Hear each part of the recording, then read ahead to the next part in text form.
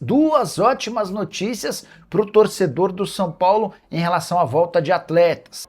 Quero te contar também sobre as cifras do São Paulo, melhor temporada do ponto de vista financeiro em bastante tempo, apesar disso, uma contradição curiosa. Últimas de mercado, bastidores e finanças. Fala aí pessoal, sou Jorge Nicola, bem-vindos a mais um vídeo do canal. Sempre bom ter vocês por aqui, sem perder tempo, pedir para deixar like, se inscrever no canal e ativar as notificações. E o último ano de Júlio Casares à frente do São Paulo vai ficar na história como um dos melhores do ponto de vista financeiro. Balanço do tricolor referente a 2025 apontou um superávit de 57 milhões de reais, número que contrasta com os quase 300 milhões de reais de déficit da temporada anterior em 2024.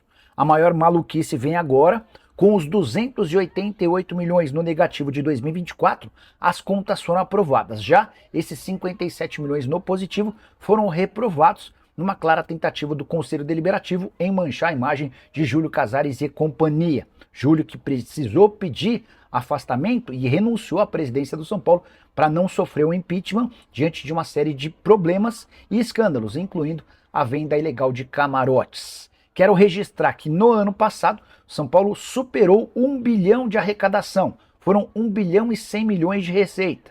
300 milhões a mais do que o Corinthians, um dos seus principais rivais. Além dos 57 milhões de superávit, a dívida líquida despencou de 968 milhões para 858 milhões. Receita recorrente sem venda de atletas foi de 802 milhões de reais. O custo com o futebol de 729 milhões, folha salarial mais imagem 405 milhões de reais. Queria especificar cada uma das receitas do São Paulo para você ter ideia de como é que as coisas têm funcionado.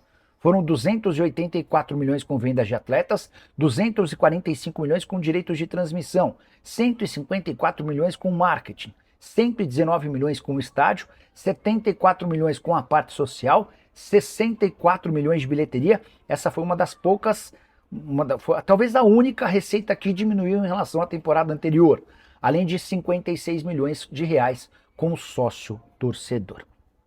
Você, torcedor são paulino, que pensa sobre esses números? Acha que o tricolor encontrou seu caminho? Já usa o espaço para comentário e registra a sua opinião, beleza? Duas boas notícias para o torcedor do São Paulo. A primeira delas, Lucas Moura será relacionado para a partida contra o Bahia nesse domingo em Bragança Paulista.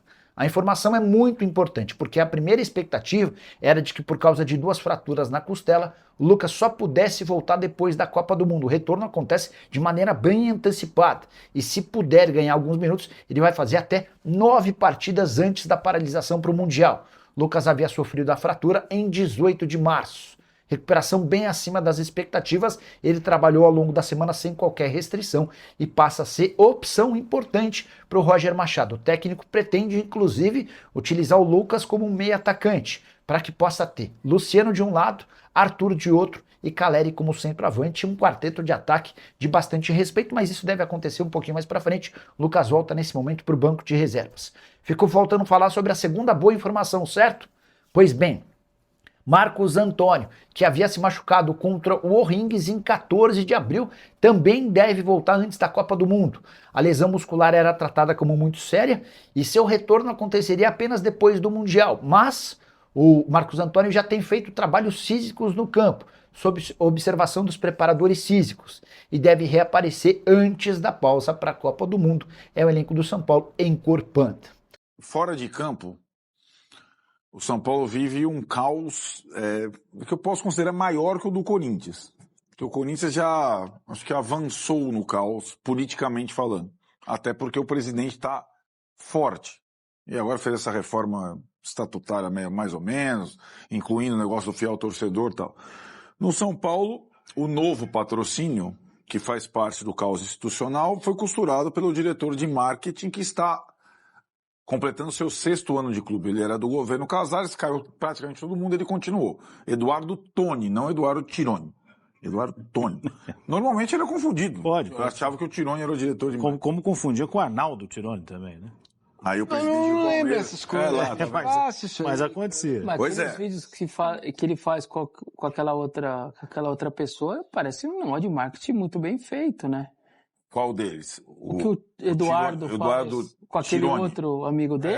Então, parece. Ficou muito bom, Exato. parece de marketing mesmo. E esse contrato, agora tudo que acontece é visto com outros olhos. Então, um contrato ao mesmo tempo que o presidente atual estimula novos contratos para ter mais receitas, todo mundo olha com lupa. E esse contrato teria lá a comissão, e essa questão da comissão causou um estranhamento, não quiseram aprovar o contrato e tal.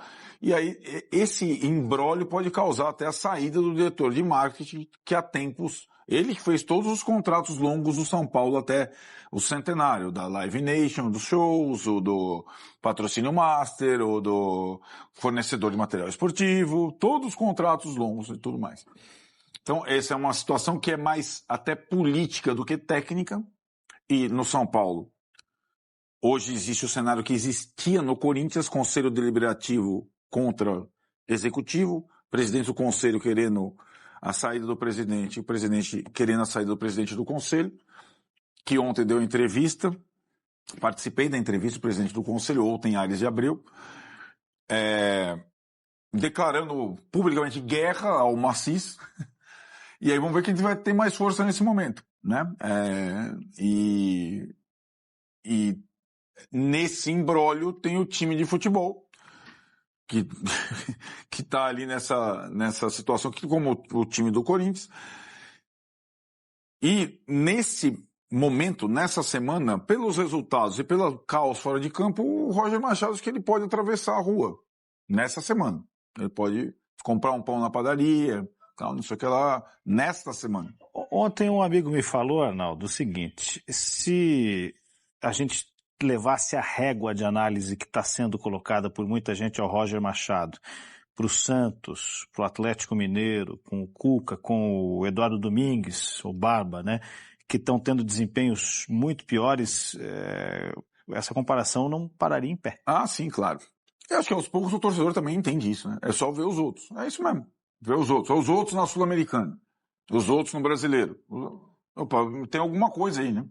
Só que eu acho que a ladeira do Roger, ela começa agora, né? Bahia do Rogério Ceni, jogo contra o principal adversário na Sul-Americana na casa do O'Higgins, Corinthians, em Itaquera, do Diniz, aí Juventude, volta da Copa do Brasil em Caxias, só foi 1-0, Fluminense do Zubeldia. É isso aí, temos isso para hoje, né?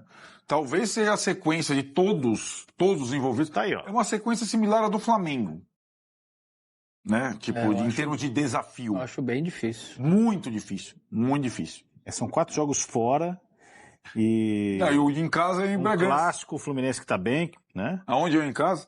Em Bragança. Então, velho. Né? Então, Milionários é aqui, né? mas daí já passou o Zubeldia, né? Então aí já começa aí a sequência, em tese, a volta do Morumbi, do Milionários, em tese. Né? Vamos ver como é que vai ficar. E nessa sequência, essa é uma novidade mesmo. Ele talvez possa contar com o Lucas, né? O Lucas, o Marcinho falou da fratura Arrascaeta. O Lucas fraturou 2 costelas. Costela não é botar placa e parafuso. Tem que esperar consolidar, e aí Calcifica ali. calcificou. Agora ele já está conseguindo treinar com contato. Então ele vai voltar antes da Copa do Mundo. Não sei em qual jogo. Talvez, não nesse do Bahia, mas na semana que vem, talvez como o Memphis, ele possa voltar lá no Clássico. Contra o Corinthians, como sempre. Pode Ele ser. joga todos. Contra o Corinthians, o Lucas É joga. impossível o Lucas não jogar. Ele, que ele tá sem costela, sem cabelo, ele vai jogar. Não tem. Contra o Corinthians ele joga. E aí, Vai voltar. ele Toda vez é a mesma coisa. ainda Desde que não ele voltou. jogou com... Essa não esquece. Ele no jogo do Atlético, que ele sofre a fratura, ele estava começando a jogar. Esse gol que ele fez aí, passou agora contra o Bragantino, já é com o Roger. Né? Ele começa como titular com o Roger, nesse jogo do Atlético ele vai pro banco. E acho que o único que não tem condição de voltar mesmo até a parada é o Marcos Antônio. Mas o Roger vai ganhando um pouquinho, o Ferreirinha voltou, né? Um pouquinho de opção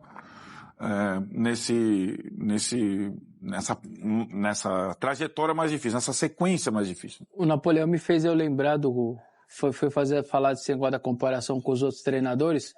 O Santos, nesse momento, está na zona de rebaixamento, é lanterna do grupo na Sul-Americana e tem que ganhar do Curitiba na volta na Copa do Brasil. Você imagina se é o Roger numa situação já não era dessa? mais. Não era, né? Já não era mais. Não era mais. Já teria caído no empate com o Recoleta.